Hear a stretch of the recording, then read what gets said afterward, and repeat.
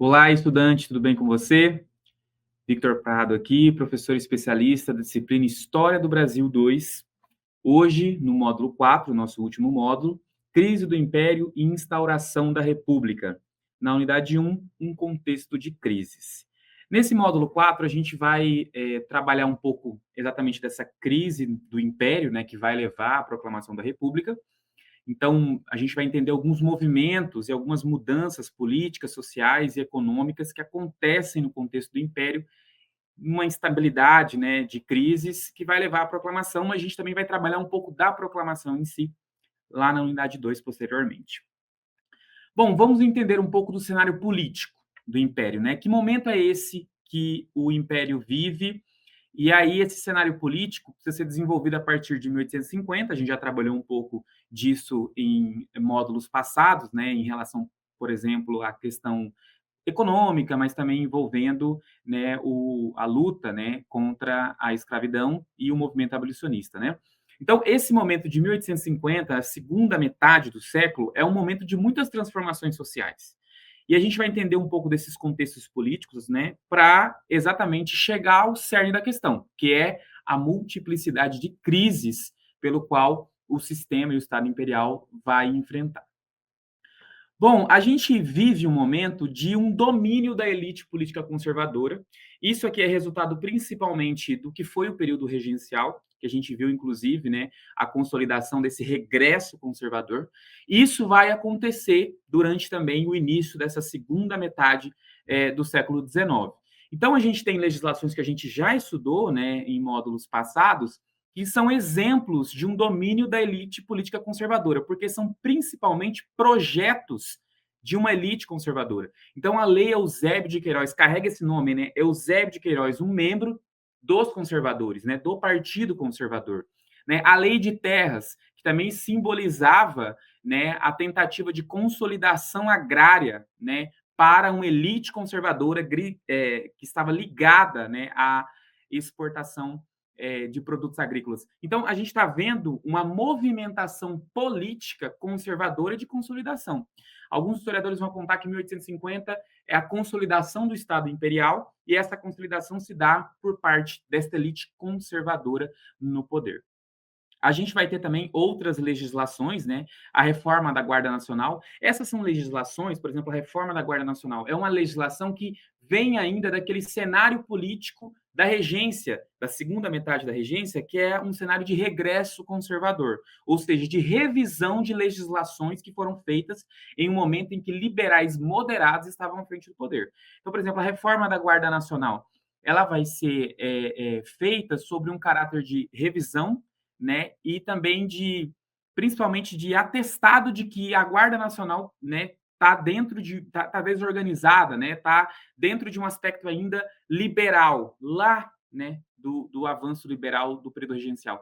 Então, por exemplo, haverá uma forte reforma no intuito de centralizar a Guarda Nacional novamente. O acesso ao oficialato deixa de ser, né, através de eleições e passa a ser através de nomeações de um poder centralizado. Então, mais um exemplo dessa consolidação conservadora nesse contexto, né? Políticas de imigração, né? As políticas que envolveram a tentativa, né, de inserir uma nova mão de obra, visto que a lei Eusébio de Queiroz, né, dava fim ao tráfico de escravos, né? Então, as políticas de imigração, né, nas práticas do colonato, né, ou da alocação de trabalho, né, da alocação de serviços, tudo isso faz parte de um contexto onde as políticas estão sendo implementadas pelos conservadores. Né? Isso é um atestado, né, da dominância do cenário político do Império por parte do Partido Conservador.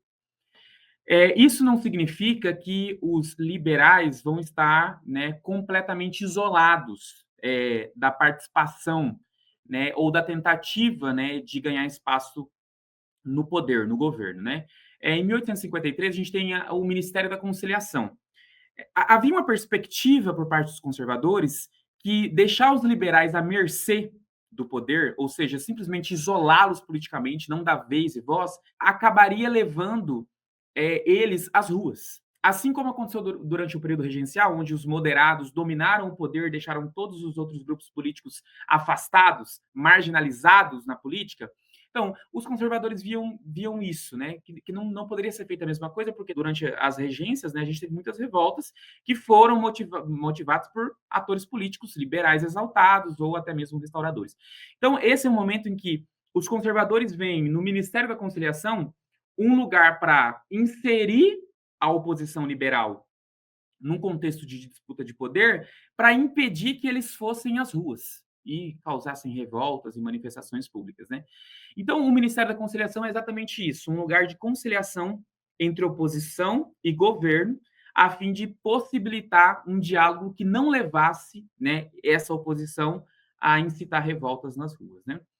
Vai ser exatamente nesse espaço do Ministério da Conciliação, e uma conciliação que, para o imperador Dom Pedro II, era muito favorável, porque está dentro daquela dinâmica que a gente já viu em módulos passados, né, do parlamentarismo às avessas, né, onde o poder moderador dita, né, a cor do parlamento, enfim.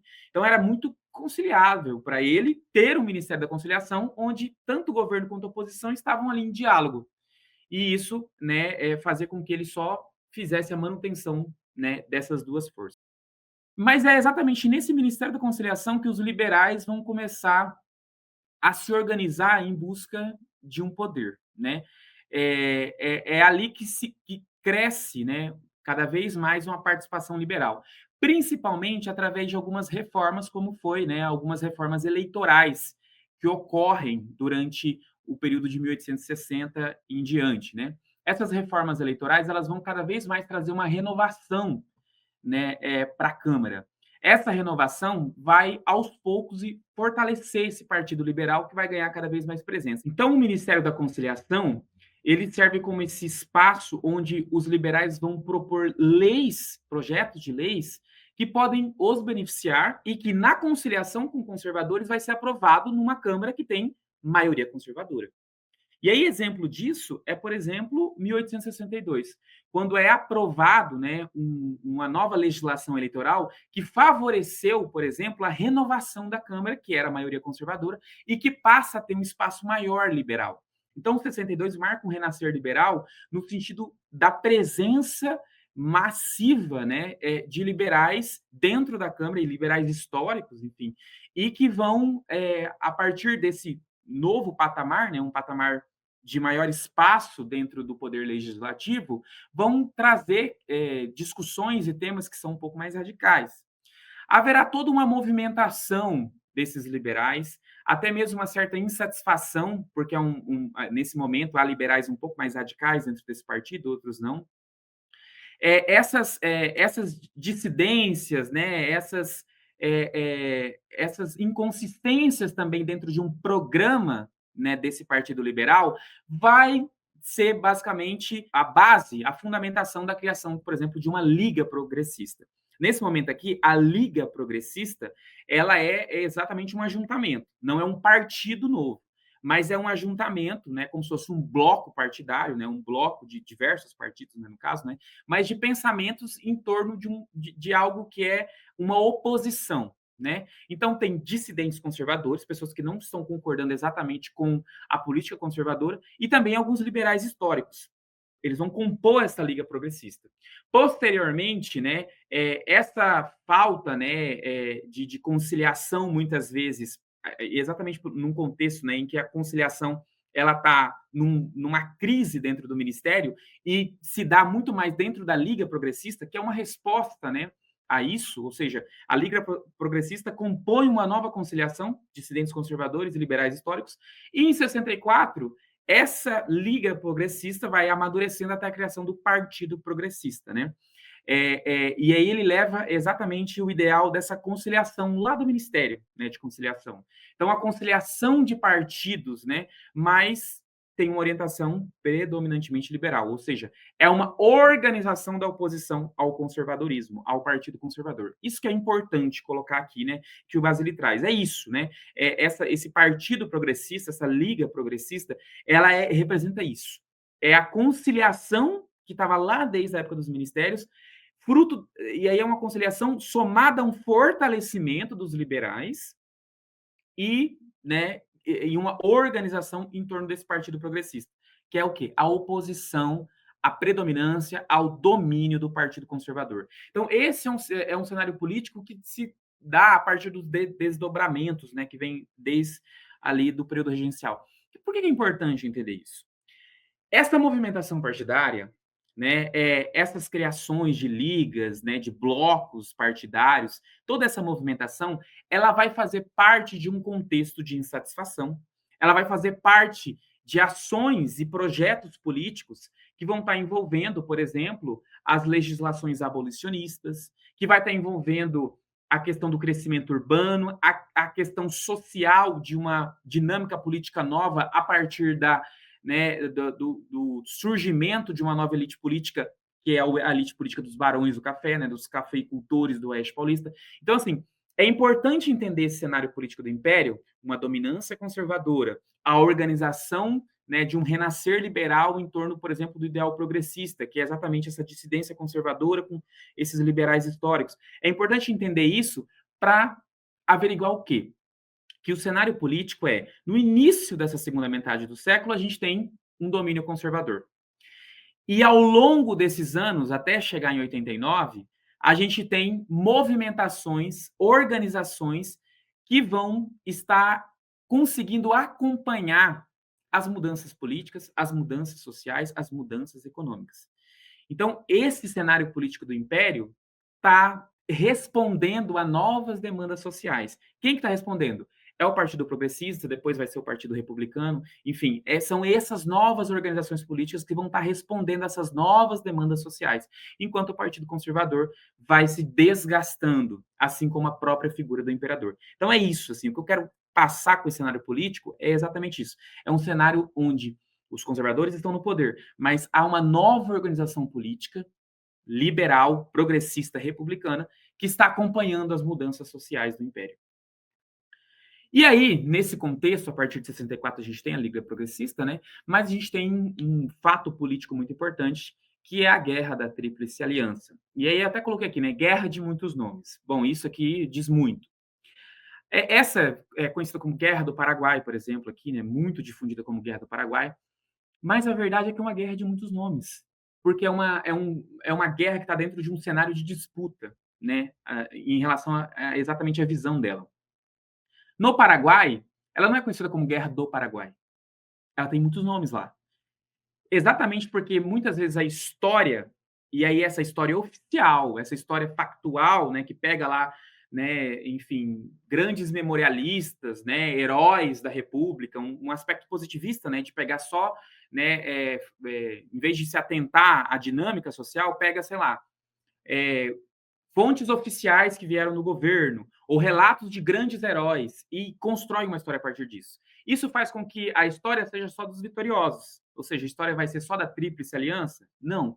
A história também tem que levar em conta a perspectiva dos derrotados, que no caso, né, seria o Paraguai. Então, lá no Paraguai não é a Guerra do Paraguai, até porque esse nome, a Guerra do Paraguai, traz um caráter de que o problema é o Paraguai, o culpado foi o Paraguai, o derrotado foi o Paraguai, tudo é sobre o Paraguai, né? E quando, na verdade, é uma guerra que tem suas diversas perspectivas e conflitos de interesse. Então, ao longo desses slides, a gente vai ver alguns nomes que são mais conhecidos, inclusive em outros lugares, que não seja o Brasil. No Paraguai, não tem esse nome Guerra do Paraguai. Assim como na Argentina e no Uruguai, a guerra ganha outros nomes, como, por exemplo, a Guerra da Tríplice Aliança. Então, a gente vai passar por algum desses nomes, exatamente para entender que a história ela não pode ser contada só a partir do ponto de vista do vencedor, de quem vence.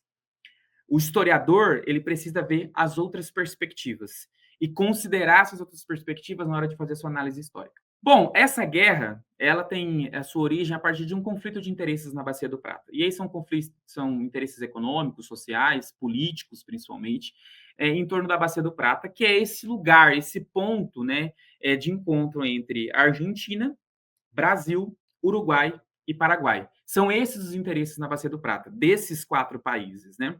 E tem como talvez um ponto-chave, né, e fundante para entender, um conflito político dentro do Uruguai. Né? No Uruguai, a gente tem um conflito entre 2 partidos, o Partido Blanco e o Partido Colorado. E aí, para caracterizar rapidamente esses 2 partidos, porque aqui né, a gente não vai conseguir se aprofundar dentro desse tema, mas eu recomendo que você se aprofunde, O Partido Blanco é um partido que não tem interesses muito próximos do governo brasileiro, enquanto o Partido Colorado era um partido que tinha mais proximidade tanto com o governo brasileiro quanto com a Argentina.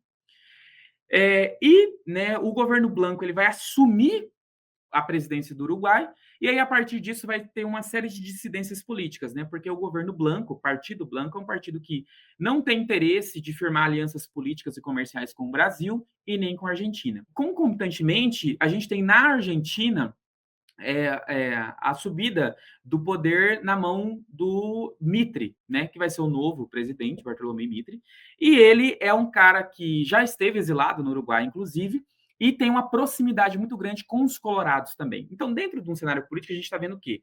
Um governo brasileiro e um governo argentino que tem uma proximidade com o Partido Colorado que não está no poder. Então, a gente tem um interesse, né, um conflito de interesse político já aí bem definido, né? Tanto a Argentina, Dmitry, né, quanto o governo imperial brasileiro, através de Dom Pedro II, vão implementar uma política, né, e aí essa política, por exemplo, dentro do Brasil, vem da insatisfação de uma elite, né, do Rio Grande do Sul com essa política do Blanco uruguaio, né? Porque esse partido uruguaio, né, o Blanco, no poder, ele, por exemplo, não vai firmar acordos econômicos que favoreçam, né, essa elite rio-grandense, né? Então existe aí um interesse comercial, né, do governo brasileiro, e a questão da Argentina está ligada a essa questão partidária também, né, política partidária, mas também pelo fato de que há, né, na Argentina, no governo Mitre, o interesse de se alinhar tanto a colorados quanto ao governo brasileiro. A Argentina ela quer consolidar a sua recém-república federativa, né? A gente está num contexto de que acabou de ser unificada, trazer as províncias de Corrientes, por exemplo, para dentro, né, desse contexto. Então, ela quer se solidificar ali, né? Acabou de ser unificada, quer se solidificar e ter a aliança, por exemplo, do Uruguai nesse sentido, e aí o Uruguai colorado, não branco, também favorece. Então, há uma união política entre Brasil e Argentina, e aí é exatamente a partir disso que há uma invasão direta à soberania uruguaia para colocar os colorados no poder, né? E a autora traz aqui, foi da Argentina que partiram as tropas coloradas em 64 para invadir o Uruguai e derrubar o governo Blanco. E aí eles invadem, conseguem, faz tudo isso, e inclusive, né, aí depois os colorados assumem o poder. E aí mais um nome aqui, agora o nome A Grande Guerra, mais um nome para esse evento político, né? O que ocorre? O Paraguai, diante disso, né, vendo a Argentina, né, sair da Argentina tropas, né, e com o apoio do governo brasileiro para invadir a soberania de outro país e colocar um outro, né, partido no poder, eles têm alguns temores políticos. Primeiro, o temor do Brasil ter um domínio sobre a Bacia do Prata. Né? E aí é um domínio político muito forte, porque a gente já tem a Argentina aliada e agora o Uruguai também. Então, o Paraguai também está tentando se manter, né, dentro desse contexto político, se manter relevante. E, além disso, ele vê nessa ação Brasil-Argentina uma intervenção política expansionista. A Argentina, apesar, né, de ter essa concepção de que ela quer se manter unificada, há também uma percepção de que ela pode agora querer se expandir, por exemplo, né? A anexação de Corrientes e Entre Rios, que são duas províncias argentinas que estão no contexto do Bacia do Prata, né, a anexação no sentido de unificação, né, é vista também dentro de uma perspectiva de uma política expansionista. Então, o Paraguai, dentro dessa perspectiva dos temores políticos, ele se vê acanhado, né? Eles estão interferindo no Uruguai, né? Eles estão interferindo exatamente porque outro partido, no caso o Colorado, favorece eles politicamente, favorece eles economicamente também, né? Então, há um temor. E aí, o que a gente está vendo? A gente está vendo que o cerne da questão que levou ao conflito é o quê? É toda uma perspectiva local, de conflito de interesses locais. Mas há uma historiografia tradicional, e que foi muito, né, repetida e compartilhada, de que não, de que o conflito teria começado por parte de uma influência britânica. Né? A historiografia tradicional, né, e aí muito ligada exatamente a isso, né, a essa historiografia positivista, né, que pega os grandes heróis e pega os fatos oficiais, né, os documentos oficiais, e não leva em conta outras coisas, né, outros elementos, ele atribui que, na verdade, a Inglaterra, né, o Paraguai era um grande país muito produtivo e economicamente forte, que poderia ser uma ameaça aos ingleses, e aí os ingleses resolveram, né, como grandes imperadores do mundo, resolveram incitar tanto o Brasil, Argentina e também Uruguai a entrar num conflito para impedir que o Paraguai continuasse crescendo, enfim. Como se toda, né, toda essa guerra, todo esse conflito fosse fruto só de uma influência britânica. E não, né? A historiografia desmente isso, né? Traz outros elementos que considera, por exemplo, esse é um momento, 64 é um momento em que existe um conflito muito grande entre os ingleses e o governo brasileiro, né? Conflitos diplomáticos, né? Tem a questão Christie, né? Ficou conhecida assim, que foi exatamente um conflito diplomático entre Brasil e Inglaterra por causa da interferência incessante dos diplomatas britânicos na política nacional, na soberania nacional do Estado Imperial Brasileiro em relação, por exemplo, à questão que começou, né, lá em 1831 com a questão do abolicionismo, né, e com o fim do tráfico de escravos. Então, assim, há um conflito diplomático entre Brasil e Inglaterra que vai só findar quando a Inglaterra, inclusive, pedir desculpas formalmente ao Estado Imperial Brasileiro. Mas o que eu quero colocar, o que é importante aqui? É que não. O conflito, né, a Grande Guerra, a Guerra da Tríplice Aliança, ou comumente conhecida aqui no Brasil como Guerra do Paraguai, ela tem como princípio fundante o conflito de interesses ali, no território, né? E aí o Basile traz aqui muito bem, né? Um conflito cujas motivações encontram-se na disputa entre países pelo predomínio político-econômico da região. Então não é esse imperialismo inglês que está fazendo com que o conflito aconteça. É o conflito de interesses desses países na região da Bacia do Prata. Aí aqui a gente vai trazer alguns quadros que retratam, né, algumas batalhas da Guerra do Paraguai.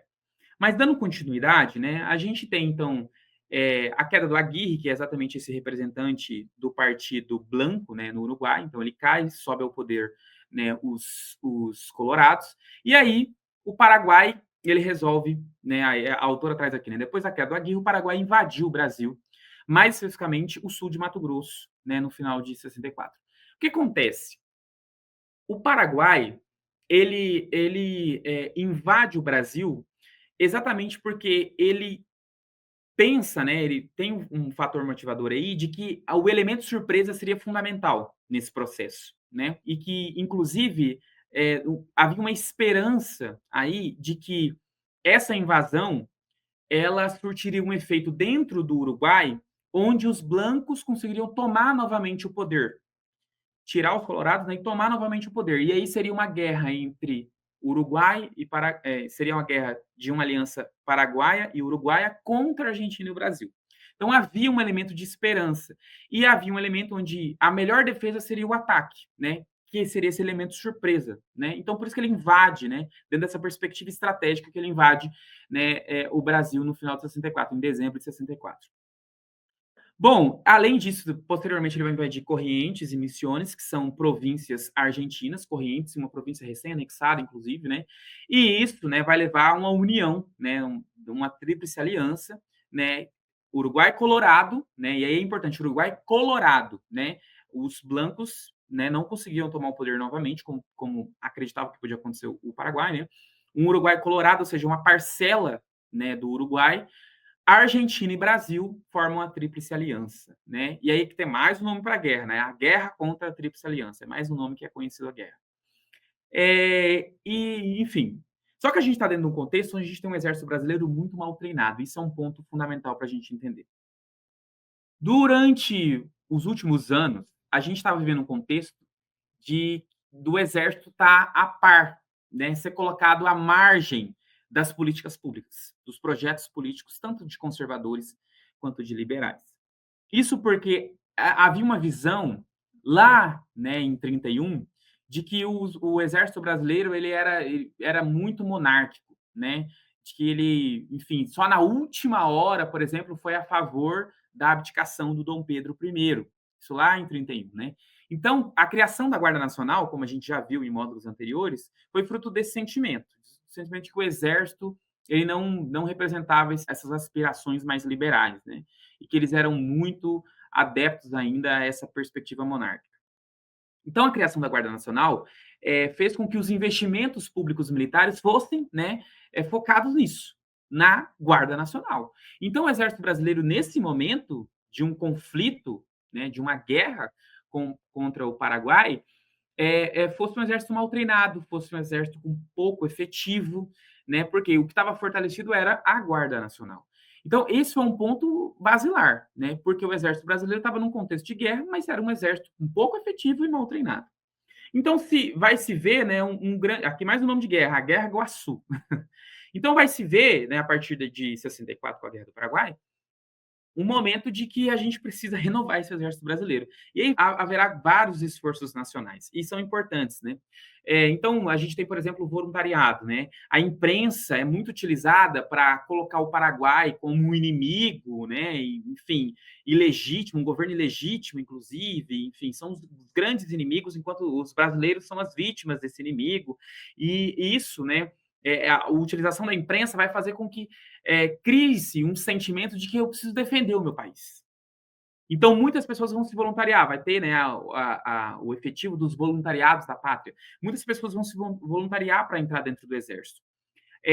Mas ainda não vai ser suficiente, né? Então, vai ter muito recrutamento forçado, né? O contexto do recrutamento forçado ele é ruim porque ele não impõe muitas vezes a disciplina. A pessoa está forçadamente dentro do exército e às vezes ela não obedece, né, as ordens, né, que às vezes são mais difíceis de ser obedecidas, vamos dizer assim, né? Então há certa indisciplina nesse exército brasileiro também, né? Em dado momento há um investimento muito grande até mesmo na criação de tropas de escravos. O governo brasileiro comprava o escravizado dos senhores e, né, colocava esse escravizado nas linhas de frente. Então, e isso, né, é necessário também muito recurso, né? Porque você tem que comprar um escravizado, não tem mais tráfico de escravizados, ou seja, o escravo está caro. Então, ter que comprar um escravizado também tem um custo econômico muito grande, né, para a guerra. Esses esforços vão levar, né, o Brasil à vitória, obviamente com grande contribuição da Argentina e uma contribuição singela, mas também importante do Uruguai. Então, né, em 1870 a gente tem um fim do conflito, né, e a vitória da Tríplice Aliança.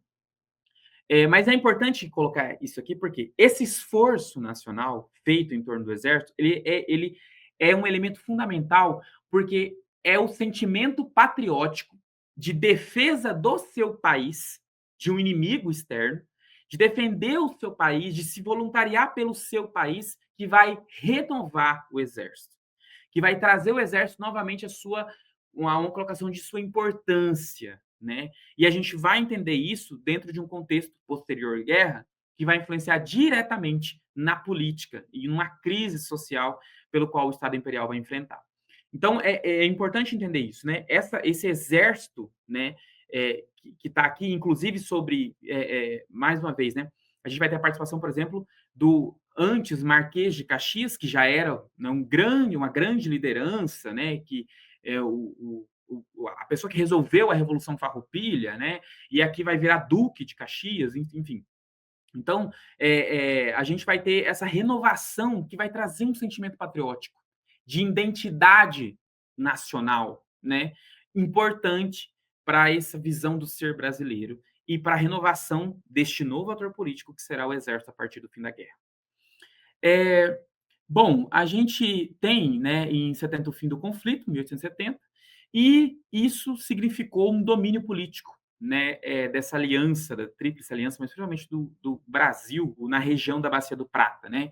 O Paraguai tem perdas gigantescas, né? 95% da população masculina, né, morreu na guerra e perde também 40% do seu território, né? Parte do território vai para o Brasil, uma outra parte ali também vai para a Argentina.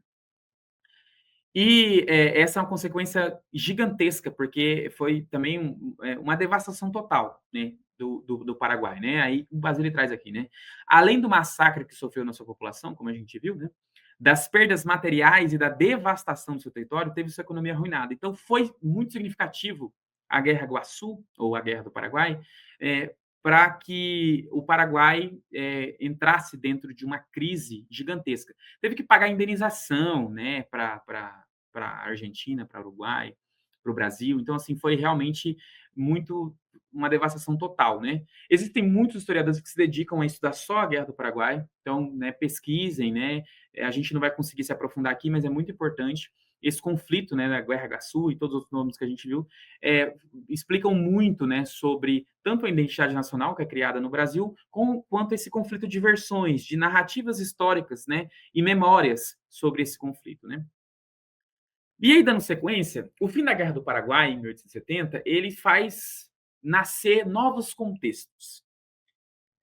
A guerra do Paraguai faz nascer também novos atores políticos, né, no cenário do Estado Imperial Brasileiro.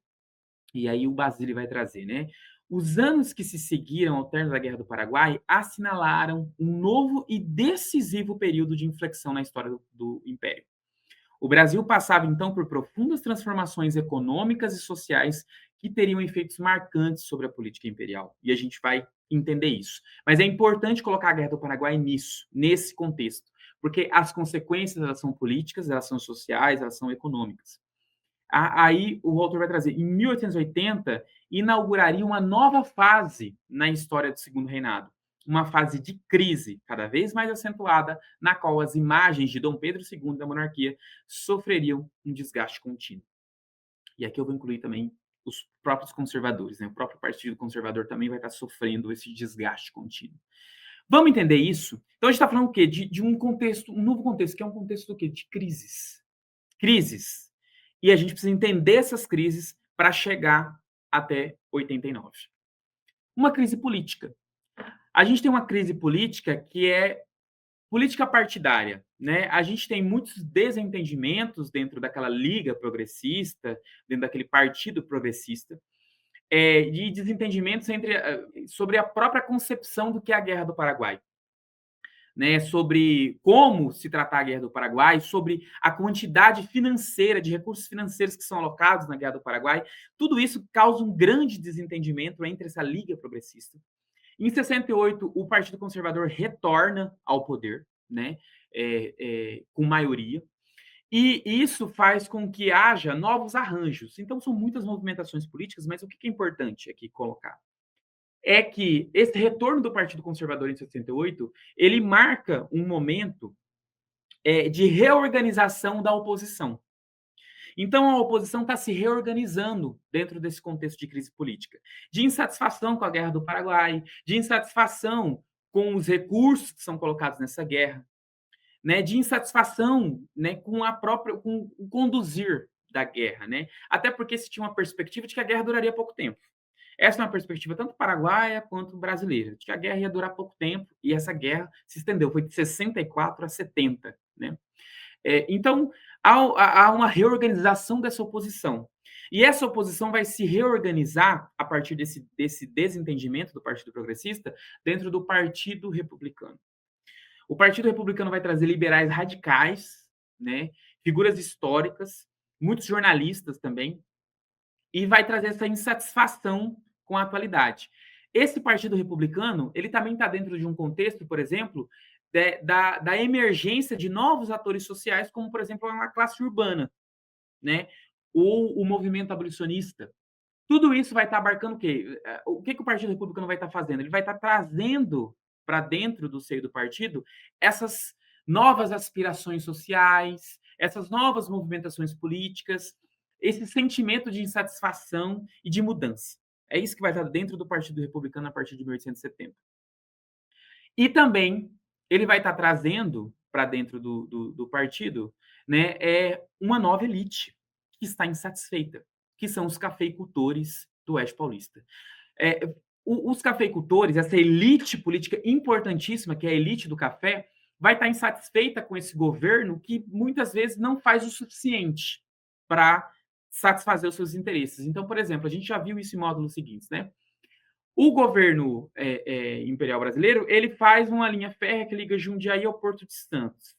Mas todo o outro transporte, até chegar a Jundiaí, ele ainda era feito de forma arcaica. que os cafeicultores fazem? Investem em redes e ferrovias, ou seja, eles estão tirando o recurso deles, né? Foram eles também que tiveram que financiar a construção de uma rede ferroviária que ligasse suas fazendas a Jundiaí. Então, veja como não é suficiente o que o governo está fazendo. Então, isso vai criando uma insatisfação entre essa elite política do café. Os cafeicultores consideravam que havia uma menor representatividade de São Paulo no sistema político. Muitos ministérios, né, eram os ministros que eram nomeados eram do Rio de Janeiro, eram do Nordeste. Então, assim, e não eram representantes dessa elite política do café de São Paulo. Então, há uma grande insatisfação, né, desses cafeicultores porque eles não se sentem representados nem ouvidos. E quando você, né, não satisfaz, nesse período, quando você não satisfaz não sacia uma elite política, como a do café nesse momento, isso traz uma instabilidade, né? E aí eles vão estar presentes nesse cenário de uma crise política, que é a primeira crise que a gente está vendo. Além disso, há uma crise social. Por quê? A gente tem, né, um crescimento urbano significativo com a industrialização, com as linhas férreas também. Aí a autora traz: a diversificação da população urbana gerava novas visões, demandas e comportamentos em relação a questões fundamentais, como escravidão, e aqui está relacionado diretamente ao movimento abolicionista, né? O sistema representativo. Então, havia uma percepção aqui, era uma percepção do Partido Republicano, de que havia uma democracia, mas que, no fim das contas, o que ditava as regras era o poder moderador. Isso principalmente porque o poder moderador poderia simplesmente dissolver a Câmara e chamar novas eleições. Essa posição, que é aquele parlamentarismo às avessas, aquele conceito que a gente viu no módulo anterior, essa percepção de que o imperador chega, né, com o poder moderador, dissolve a Câmara e tem que fazia com que eles não conseguissem, eles sentissem uma falsa democracia, né? Era, na verdade, uma monarquia revestida de representatividade, né? Então, o sistema representativo e a organização política como um todo, né? Que fortaleceram o movimento republicano. Então, você vê, é uma crise social porque há uma classe social urbana, que também é importante e relevante, que está se envolvendo politicamente dentro de um movimento republicano. E que também não se sente mais ouvida, não se sente mais atendida por esse partido conservador que tanto, né, às vezes, é um subterfúgio para o Dom Pedro II. Quando o Dom Pedro II tem problemas políticos graves, crises políticas graves, o que ele faz? Ele dá poder aos conservadores. Então, assim, a revolta do Vintém, que está aqui nessa imagem, né, e aí, se vocês quiserem pesquisar, isso, a Revolta do Vintém vai ter um artigo muito importante que vai estar nos nossos materiais complementares, na Curadoria de Recursos Digitais, né? A Revolta do Vintém, ela simboliza isso, porque é uma revolta urbana. E vintém exatamente porque é instituído no Rio de Janeiro a cobrança de um vintém para uso do bonde, né? E isso revolta essa classe urbana, né? E aí, enfim, esse jornal vai até retratar, né, esse acontecimento. Mas é só um exemplo disso, né? Dessa elite urbana, dessa classe social urbana que está insatisfeita e que, né, já acha que isso é retrógrado, que é atrasado, né? Então há também uma crise social. Há uma crise militar e religiosa, e aqui é fundamental a gente entender uma coisa. A monarquia, ela tem como base, né, a religião, né? Quando você vê, por exemplo, quando o rei, né, na monarquia, quando o rei vai ser coroado, quem coloca coroa na cabeça dele é um representante da igreja, né? É o representante da igreja que coloca a coroa, exatamente porque é uma perspectiva de que o rei é um escolhido de Deus. Então a igreja é basilar, é quase como a justificativa do porquê aquele cara é rei. É uma base de sustentação para o absolutismo monárquico. Havia um conflito dentro da Igreja Católica. E o conflito entre maçonaria e os católicos. O conflito se dá em torno da questão de que o maçom, que é representante, nesse momento as lojas maçônicas, elas são representantes do alvorecer de novas ideias, como, por exemplo, a República, o liberalismo, o iluminismo. Então, nesse momento, o Papa, ele vê a maçonaria como um problema. E ele, né, há uma instrução, né, de que você não tem como ser maçom e católico. Porque quando você é maçom, você está indo contra os preceitos católicos. Então havia esse conflito ideológico. né? E aí o que ocorre, basicamente, é que esse conflito chega até Dom Pedro II, que é maçom, e que entende, inclusive, que existe grande parte da elite, grande parte, tanto conservadora quanto liberal, quanto republicana, está dentro da maçonaria, né? Se a gente for pegar o início do Império, em 24, 22, a gente vai ver que o Dom Pedro I é maçom, né? Outras figuras políticas, como José Bonifácio, são maçons, né? Então, assim, a maçonaria está muito dentro do contexto político da elite imperial brasileira, né? Então, esse conflito entre maçonaria e a Igreja Católica assim, é um momento de rixa. E isso faz com que o Dom Pedro II, o próprio imperador, tenha um desentendimento com o Papa. Porque, para ele, ser maçom e católico é completamente possível, né? E aí, a gente tem aqui um trecho do Basílio que é fundamental. Por quê? O Papa, diante desse desentendimento, ele envia uma carta a Dom Pedro II respondendo a isso, né? Ao fato de que Dom Pedro afirmou, né? E colocou que é isso, maçom e católico. Não existe isso, né?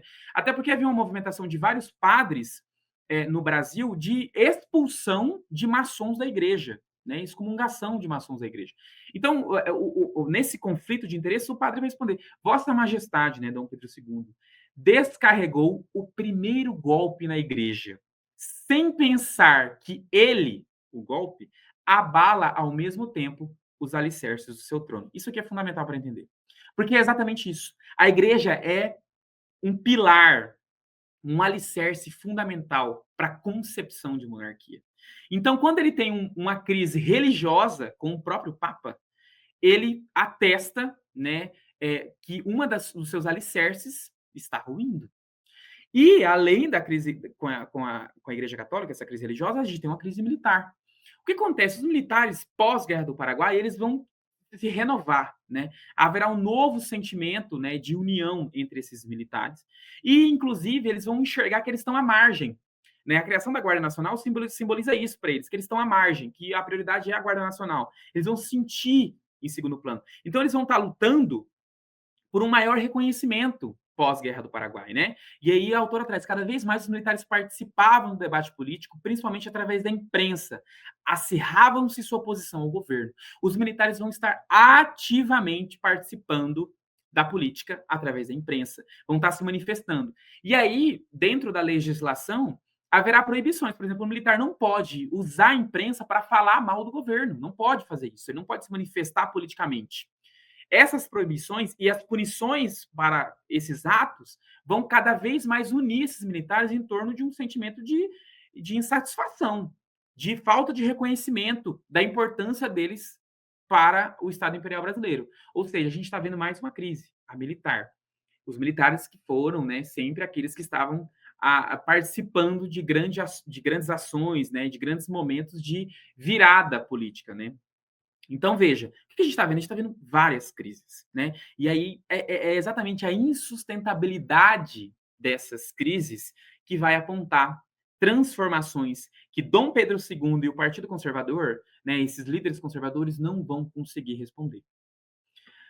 Aqui a gente tem um quadro, né? Pedro II, 1887 aos 61 anos, né? É um imperador cansado de sua coroa e resignado quanto ao fim da monarquia. Essa imagem é fundamental. A historiadora Lilia Marie Schwartz, ela vai trabalhar muito com isso, com a imagem, né, dessa monarquia desgastada. Cada vez mais o imperador vai parecendo fraco, vai parecendo cansado, né? Essa imagem monárquica vai se desgastando, e ela trabalha com isso, né?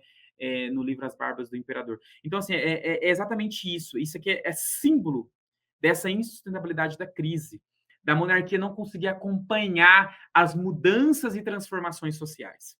Né? E aí a autora traz aqui, né, muito precisamente, as transformações pelas quais passava o país trouxeram consigo novas demandas dos crescentes setores urbanos, que a gente apontou, uma crise social, dos cafeicultores do Oeste Paulista, então a gente trazendo uma crise política, eles não estão se sentindo representados, dos militares, a crise militar, o fato de que os militares não se sentem também representados, se sentem subjugados, né, a questão deles não poderem opinar politicamente, dos antigos liberais, que são liberais, inclusive radicais, que estão se organizando dentro do Partido Republicano que desaguaram no movimento republicano. E aqui eu vou trazer mais um elemento: a abolição da escravatura em 88. É um marco fundamental para entender esse processo. Porque essas transformações, essas mudanças, elas vão. Será nítido para as elites políticas que não se pode mais manter um sistema que não atende às transformações sociais. E esse sistema é a monarquia. Então, assim, crescia no interior do movimento republicano a ideia de que caberia aos militares liderar a ação para derrubar a monarquia. O que acontece? Em determinado momento, né, o Dom Pedro I, Dom Pedro II, perdão, ele entende que existe um problema e que esse problema precisa ser resolvido, porque esse alvoroço, né, de transformações, de insatisfações, ele está evidente, está claro, não é uma novidade, né? Então ele vai, enfim, designar, né, o Barão de Ouro Preto, né, para fazer uma lei que atendesse a todos esses anseios, né? E aí é uma legislação, né, que é apresentada à Câmara para falar, olha, vamos atender isso, isso e aquilo e tal, vamos tentar, né, fazer com que as coisas aconteçam. E assim, o ponto em questão é que essa elite, esses partidos, esses movimentos já não enxergavam mais a monarquia como uma possibilidade. Então, eles não aceitam esse novo projeto, né, que seria um projeto para manter a monarquia e também atender alguns interesses. O Dom Pedro II vai dissolver, mais uma vez, o poder moderador, ele vai dissolver a Câmara e convocar novas eleições. Antes que essas eleições sejam convocadas, já não vai ter mais monarquia, né? E aí é exatamente esse movimento republicano que vai começar a, né, se movimentar em torno de uma derrubada da monarquia e uma proclamação da República. Esse movimento, né, que vai ser liderado tanto pelo Partido Republicano quanto pelos ideais ali que são também aproximados com os militares, tudo isso a gente vai entender um pouco melhor, porque existe um debate de narrativas. Existe uma narrativa de que foi realmente, né, o Deodoro da Fonseca, o grande líder que fez, né, foram os militares que fizeram. Existe uma outra perspectiva que não foi o Partido Republicano de Quintino Bocaiúva, que era líder republicano, líder do partido nesse momento, que idealizou. E existe um debate narrativo que a gente vai trabalhar na unidade seguinte, né, para entender. Mas o que ocorre basicamente é que esses militares, né, eles se reúnem, há a participação do Quintino Bocaiúva, né, nessas reuniões, que vão começar exatamente no dia 14, né, articular isso, né? É até interessante, né, a autora vai trazer, né, isso, mas é interessante porque essa ideia de que os militares precisavam participar da ação é exatamente para consolidar a unificação, né, dessas transformações sociais, desses movimentos que estavam representados ali. E, enfim, essa movimentação republicana, do Partido Republicano, mas também dos militares, e da insatisfação e de uma Câmara dissolvida pelo poder moderador, que vai levar, né, ao fim, né, da monarquia. E aí, enfim, né, Dom Pedro ele é obrigado a deixar o país, ele se exila na Europa, e a partir daí vai se, né, instaurar um novo momento, né, de transição e também, né, de disputas políticas entre esses novos atores sociais. O que é importante colocar aqui? A proclamação da República ela é resultado dessa instabilidade, das profundas transformações sociais que o Estado Imperial não conseguia responder, né, dessas transformações na política, na percepção, desses novos atores sociais como os militares, desses conflitos com a Igreja Católica, é resultado disso, de transformações sociais e econômicas, né, e políticas que o sistema monárquico, o Dom Pedro II, não consegue responder, não consegue atender, não consegue satisfazer. Esse é o ponto fundamental que a gente quer passar aqui, né? E aí, como eu disse, né, Benjamin Constant, Deodoro da Fonseca, Quintino Bocaiúva vão disputar narrativas em torno de quem foi o grande herói da República. E essas narrativas vão estar na imprensa, enfim. Então, isso a gente vai ver mais na unidade seguinte. Mas eu espero que vocês tenham conseguido absorver isso, essas transformações, o quanto que essas transformações sociais impactaram diretamente na visão que se tinha da monarquia, essa monarquia desgastada que não atendia mais essas novas demandas. Aqui tem alguns autores, né, o Basile, que é fundamental para entender esse momento, mas também, né, a Miriam, que está disponível lá na biblioteca virtual, que ela também vai trabalhar um pouco disso, né, e, enfim, e vai trazer outros elementos que também são importantes para esse entendimento. Bom, e aí também, né, Ronaldo Jesus que vai discutir exatamente isso, né, a revolta do Vintém, que é aquela revolta da classe urbana, né, e que é importante para entender também essa crise social, né, de uma nova classe social que está também fazendo, né, suas reivindicações. Eu espero que a gente tenha conseguido trocar muitos conhecimentos e aprendizados aqui, e eu aguardo vocês na próxima aula. Bons estudos!